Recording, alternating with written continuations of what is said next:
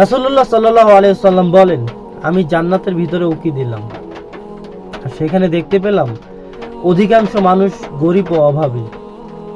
তাহলে একবার ভাবুন, মহান আল্লাহ তাআলা আপনাকে এই দুনিয়ায় গরিব হিসেবে প্রেরণ করেছে।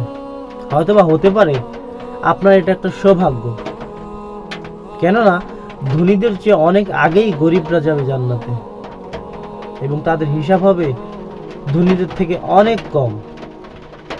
কিন্তু এই গরিব হিসেবে আল্লাহ তাআলা যে আপনাকে দুনিয়াতে পাঠিয়েছে, আপনি যেই অবস্থানেই আছেন না কেন, যদি সেই অবস্থানে থেকে শুকরিয়া আদায় করতে পারেন আর আল্লাহর ইবাদত করতে পারেন, ব্যাস এই অল্পতেই যথেষ্ট আল্লাহকে খুশি করেন। আল্লাহ তো মহান, তিনি অতি দয়ালু, তার ক্ষমা আমাদের ভাবনার বাইরে,